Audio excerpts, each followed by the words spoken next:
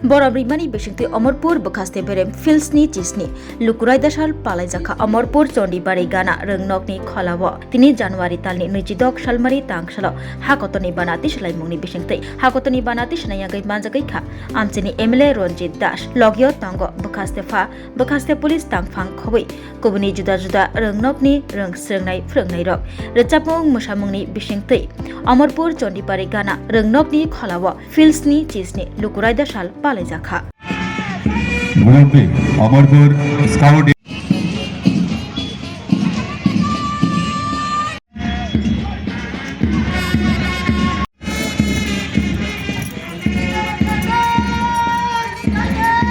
সালের দেশ স্বাধীন হলেও আমাদের কোনো নিজস্ব আইন ছিল না। দেশটি চালিত হতো ব্রিটিশদের তৈরি 1935 সালের এক আইনের দ্বারা। একটি স্বাধীন দেশের নিজস্ব সত্তা, নিজস্ব নিয়মাবলী থাকা অত্যন্ত জরুরি। তাই ডক্টর ভীমরাও আম্বেদকরের নেতৃত্বে গঠিত ড্রাফটিং কমিটি দীর্ঘ 2 বছর 11 মাস 18 দিনের অক্লান্ত পরিশ্রম করে তৈরি করলেন পৃথিবীর বৃহত্তম লিখিত সংবিধান।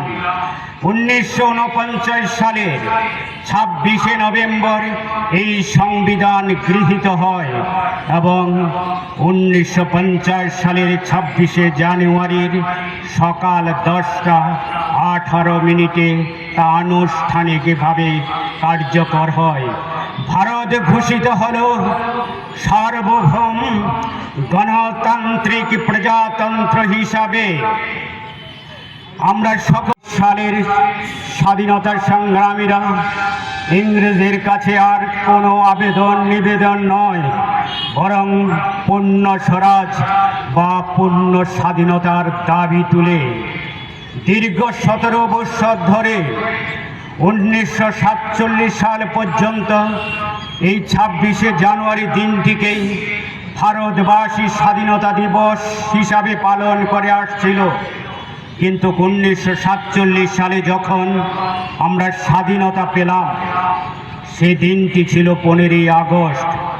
ফলে 26 জানুয়ারি এই ঐতিহাসিক গুরুত্বটি কিছুটা ম্লান হয়ে যাওয়ার আশঙ্কা তৈরি হলো।